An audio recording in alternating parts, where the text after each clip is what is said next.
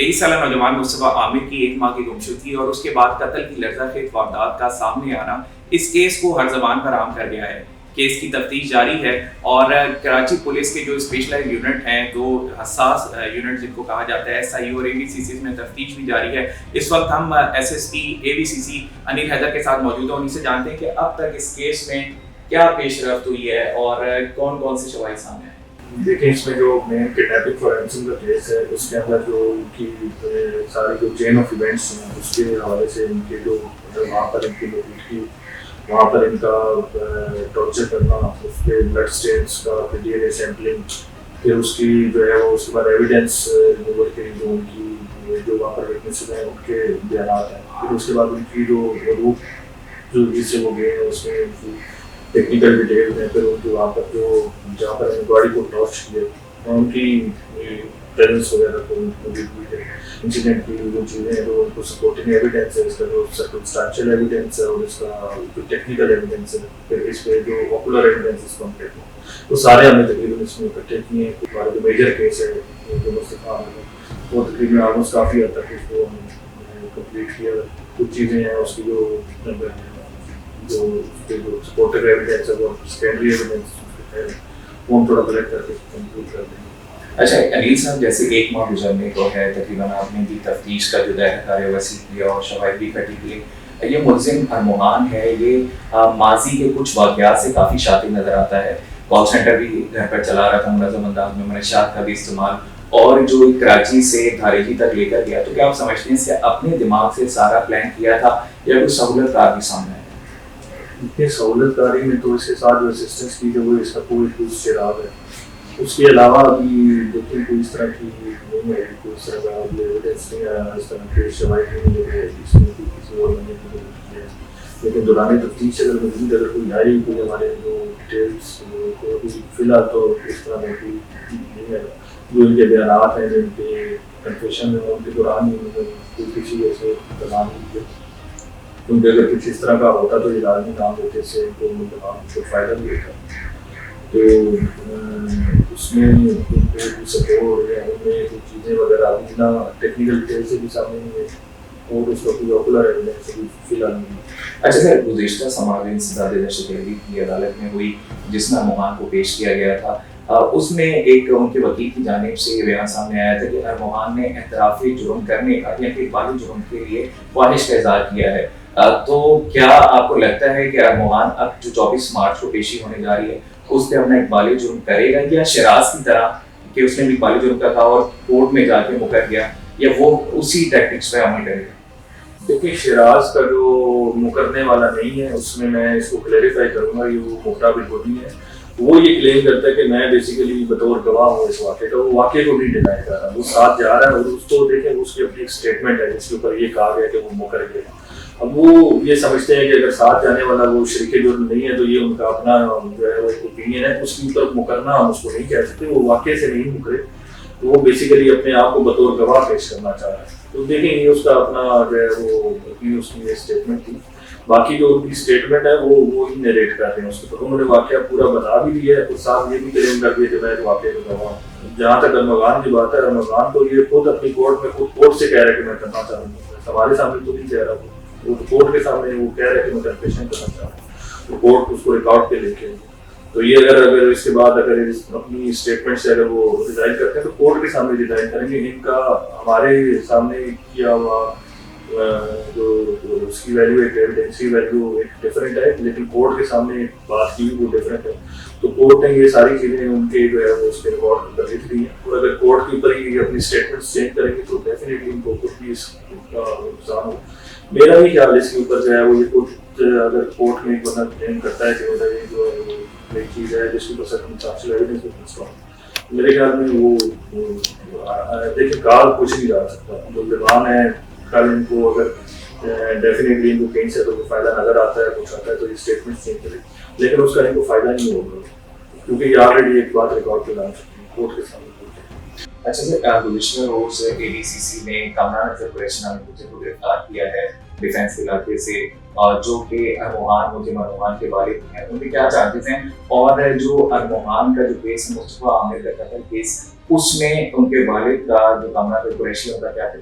देखिए, जो इनको हमने वेपन्स के कनेक्शन में दिया है, उनको जो मेन के जो वेपन का कनेक्शन है, उन्होंने वेपन्स अपने बेटे के लिए खरीदे हैं, वहाँ से उसको बेटे हैं बताया, बल्कि उसके ऊपर इनको बताया भी है बेटे के लिए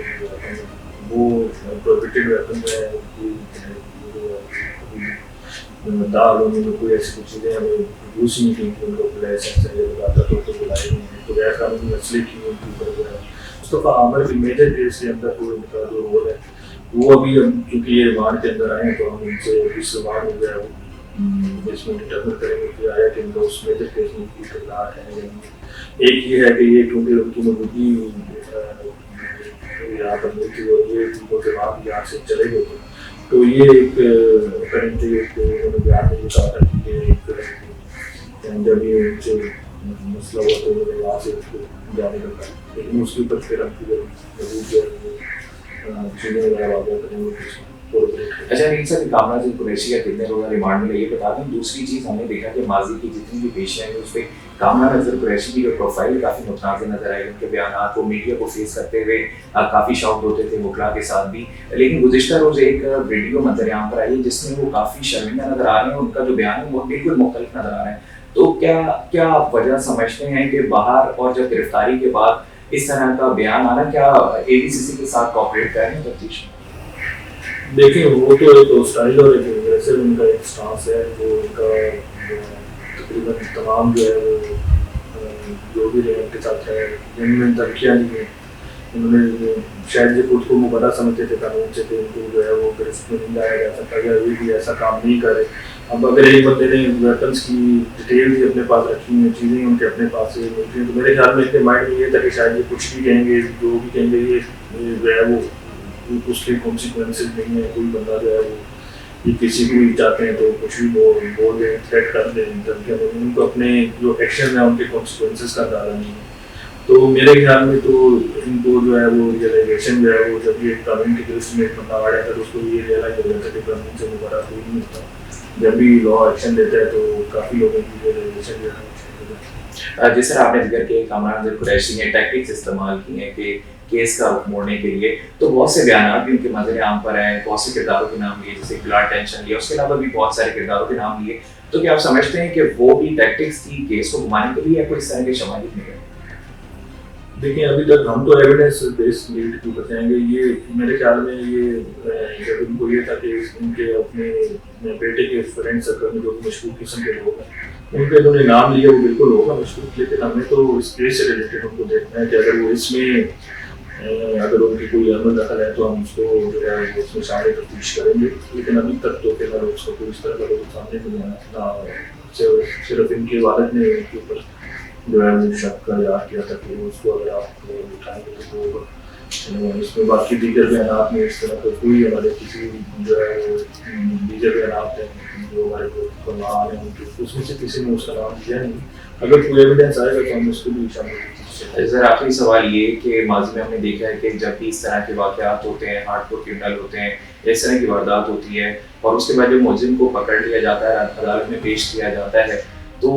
तफ्तीश की कहीं कमजोरी नजर आती है। तो अब तक की जो तफ्तीश है, क्या आपको लगता है कि ये ADCC की जो तफ्तीश है, जो केस आपके पास है, उसमें इसको कैफिर किरदार तक सजा दिलाई जा सकती है? देखिए, हमारा काम ये है कि जितने भी मौजूदा जहाँ पर जो सबूत हैं या जो चीज़ें हमें जो मिलती हैं वो हम सिक्योर कर लें और हमें प्रेजेंट कर लें। अब जो चीज़ें वहाँ पर मौजूद हैं वो आप अगर देखेंगे तो शुरू से ही वो प्रिजर्व करके प्रॉपर तरीके से उसको आगे देंगे। जो इनकी जो टॉर्चर के हवाले से जो उसके दामे उसके आपको किडनैपिंग या कत्ल के हवाले से अगर आप चीज़ें देखेंगे तो उसके सबूत तकरीबन जितने भी कोशिश की गई इकट्ठे किए। सबसे पहला तो मुश्किल मरला तो आइडेंटिफिकेशन थी और अरेस्ट ऑफ एक्यूज्ड होता है। जब अरेस्ट ऑफ एक्यूज्ड हो गया, क्योंकि एक्यूज्ड ही एट लार्ज होता तो इसकी तफ्तीश कहीं भी नहीं जाती। हमें डेफिनेटली इफेक्ट होता अगर हमारे पास इसका कोई एक्यूज नहीं होता तो, और वो 8 दिन हमारे पास ये नहीं रहता तो वो तो डेफिनेटली फिर हम काफ़ी ज़्यादा क्लू ले सकते। हो सकता है किसी और चीज़ से हमें क्लू मिलता, जितने भी चीज़ें उसके जो एविडेंस टेम्परिंग के बाद भी, क्योंकि इस तरह के नेचर के एविडेंस से वो सिक्योर रहेंगे और रिपोर्ट्स में भी उनका जो है वो उसका स्ट्रॉन्ग एविडेंस है। तो एक उसमें एक एविडेंस नहीं आया, बल्कि उसके साथ एक कोई और भी वाक़यात उसके साथ रिव्यू हुए, उनके लिए भी सबूत जो है वहाँ से मिलते हैं। और वो उसकी स्टेटमेंट्स भी हैं जिन लोगों के जैसे ब्लड सैंपल उसके ऊपर जिन दूसरों को मिले उनकी भी स्टेटमेंट, तो सिर्फ एक किसी उनके हवाले से नहीं है, उसको कोऑपरेट करने के लिए सेकेंडरी एविडेंस की मौजूद है, उसको खड़ा करने के लिए। तो मेरे ख्याल में एक मजबूत केस है, तो होपफुली ये प्रोसिक्यूशन उसको जो है वो प्रोसिक्यूट करने में और उसका जो उनका जस्टिस है वो मिलने में आई एम वेरी होपफुल कि उनको वानी के नतीजा के तफ्तीश शामिल हो। बहुत शुक्रिया अनिल अदर साहब, ये हमारे साथ मौजूद थे एसएसपी एवीसीसी अनिल अदर, जिन्होंने एवीसीसी में जो केस है उसके हवाले से तफ्तीश के हवाले से तमाम तर आगाह दिया और इस बात को वाज़ेह किया कि जितने भी शवाहिद और सबूत इकट्ठे किए गए हैं उससे जो मुलजिम है उसको करार वाक़ई सज़ा दिलाई जा सकती है।